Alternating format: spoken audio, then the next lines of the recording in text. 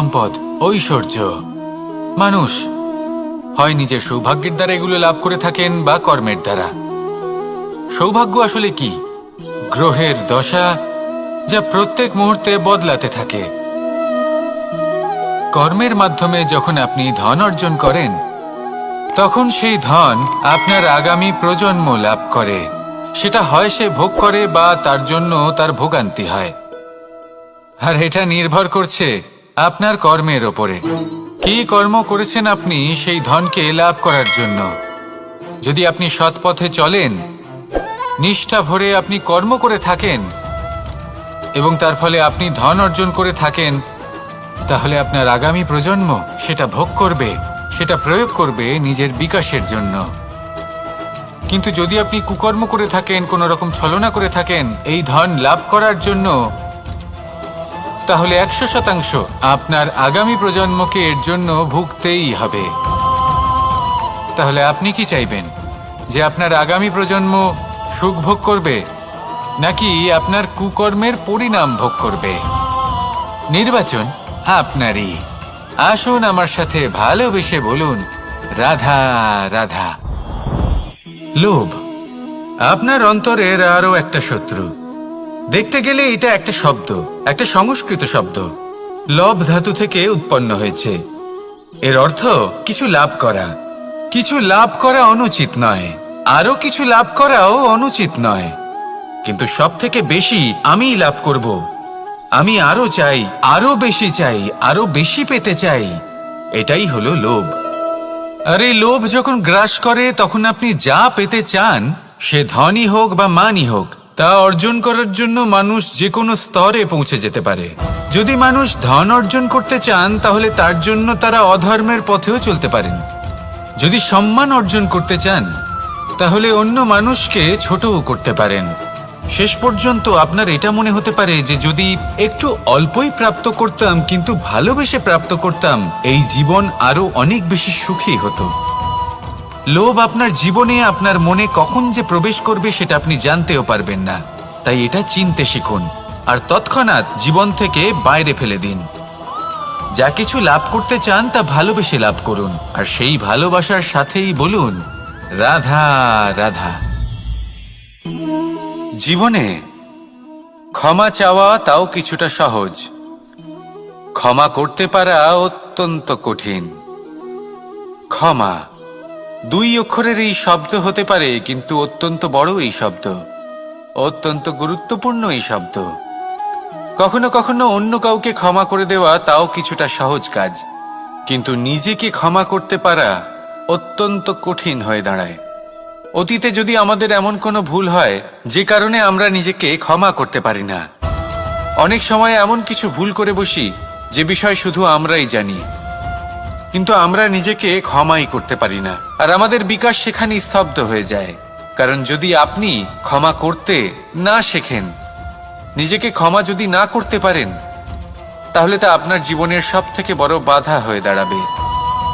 সেই জন্য জীবনে অবশ্যই শিখুন যে কিভাবে নিজেকে ক্ষমা করতে হয়, আর শিখুন যে আগের করা ভুল আবার কি করে না করা যেতে পারে। এই মন হালকা হবে আর প্রসন্ন হয়ে বলবে, রাধা রাধা। এই সংসারে যখনই কোনো সমস্যা আসে, তখন আমরা আমাদের সব থেকে বড় সম্বলের কাছে আশ্রয় খুঁজি, তা হলো আমাদের বিশ্বাস। এবার প্রশ্ন হলো এটাই যে এই বিশ্বাস কার উপর করা যেতে পারে? পরিবারের ওপর, বন্ধুর ওপর, নাকি তাদের ওপর বিশ্বাস করা উচিত যাদেরকে আমরা কখনো সঙ্গ দিয়েছি? দেখুন, এই সংসারে বিপদের সম্মুখীন হলে কে আপনাকে সাহায্য করবে সেটা নির্বাচন করা আপনার হাতে নেই। সেটা সেই সকল ব্যক্তির উপর নির্ভরশীল যে তারা আপনাকে সাহায্য করবে নাকি করবে না। অর্থাৎ যখনই কোনো বিপদ আসে, সর্বপ্রথম তার সম্মুখীন আমাদের নিজেকেই হতে হয়, আর তার জন্য প্রস্তুত থাকা প্রয়োজনীয়। সেই শক্তি, সেই সাহস অর্জন করা প্রয়োজনীয়। দেখুন, যখনই অন্ধকার আসে, তখন সবার আগে কে আপনাকে ত্যাগ করে চলে যায়? আপনার নিজেরই ছায়া। এই অন্ধকারের সম্মুখীন হতে হয় অন্তরের প্রদীপের দ্বারা, অন্তরের আত্মা দ্বারা। তবেই আপনি অন্ধকারের ওপর জয়লাভ করতে পারবেন। সেই জন্য যে বিপদই আসুক না কেন নিজেকে তার জন্য প্রস্তুত রাখা উচিত। সেই সাহস নিয়ে আসুন। এমন কোনো বিপদ নেই যে আপনাকে ভেঙে দিতে পারে। আসুন আমার সাথে ভালোবেসে বলুন, রাধা রাধা। মানুষ সবসময় চায় যে তার জীবনে যেন কখনো কোনো সমস্যাই না আসে। সে চায় তার জীবন যেন শুধুমাত্র শান্তি এবং সুখের দ্বারা পূর্ণ থাকে। কিন্তু এই চাহিদা অনুচিত কিছু নয়। আমরা সবাই এটাই চাই যে জীবনে সুখ থাক, শান্তি থাক। কিন্তু এই কথা সবসময় মনে রাখবেন, যে সূর্য উদিত হন সংসারকে প্রকাশমান করেন, দুপুরবেলায় সংসারকে রৌদ্র প্রদান করেন, সন্ধেবেলায় তাকেও অস্ত যেতে হয়। এবার আমাদের জীবন চক্র কিছুটা এরকমই। কোনো কিছুই চিরকাল একরকম থাকে না। কখনো এই নদীকে দেখুন যা বয়ে চলেছে। এই নদী যা বয়ে চলেছে তার পথেও অনেক বিপদ আসে। বড় বড় পাথরের সম্মুখীন হয়ে তাকেও সামনে এগিয়ে যেতে হয়। একটি পুকুর যা চারদিক থেকে ঘেরা, তার জীবনে কিন্তু কোনো সমস্যা নেই। কিন্তু এই সংসারে পুকুরের পুজো করা হয় না, পুজো করা হয় নদীকে। মনে রাখবেন, সমস্যার ঊর্ধ্বে তিনি উঠতে পারেন যিনি সমাধি লাভ করেছেন, যিনি এই সংসারেই নেই। যিনি এই সংসারে আছেন এবং জীবিত আছেন, তার জীবনের সমস্যা হলো শ্বাসবায়ুর মতোই গুরুত্বপূর্ণ। আসুন আমার সাথে ভালোবেসে বলুন, রাধা রাধা। আজ আমি আপনাকে একটা ছোট্ট কাহিনী শোনাবো। একবার আমি, রাধা আর দাদা, আমরা তিনজনে মিলে লুকিয়ে একটা উপবনে গেলাম আম পেড়ে খেতে। অনেক পরিশ্রম করে আমরা ওখানে পৌঁছলাম আর আমরা আশ্চর্যচকিত হয়ে গেলাম এটা দেখে যে এবার তো আম পাকেইনি। এবার দাদা কি করলেন, একটা আম পাড়লেন আর সেটা চাখলেন, আর উনি নিরাশ হয়ে পড়লেন। উনি বললেন যে এটা তো খুবই টক। তারপর রাধা একটা আম পাড়ল আর সেটা চেখে দেখল, আর রাধা উৎসাহিত হয়ে পড়ল। আমি রাধাকে জিজ্ঞেস করলাম, কি হয়েছে, তুমি এত উৎসাহিত কেন? তখন রাধা বলল যে এবার এত বেশি টক আম হয়েছে যে এগুলো দিয়ে আমরা আচার বানাবো। তাহলে দাদা ওখান থেকে বেরিয়ে গেলেন নিরাশ হয়ে এবং খালি হাতে। রাধাও ওখান থেকে বেরিয়ে গেল কিন্তু উৎসাহিত হয়ে, আর অনেকগুলো কাঁচা আম সাথে নিয়ে। এর থেকে আমরা কি শিক্ষা পেতে পারি?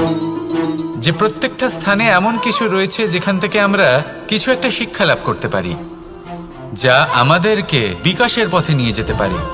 এই শিক্ষা প্রত্যেক স্থানে আছে। সবকিছু আমাদের দৃষ্টিভঙ্গির উপর নির্ভর করছে। যখনই আমাদের জীবনে, আমাদের সম্পর্কে কোনো সমস্যা, কোনো বিপদ আসে, তখন বেশিরভাগ মানুষ সেই বিষয় নিয়ে দুঃখী হয়ে পড়েন।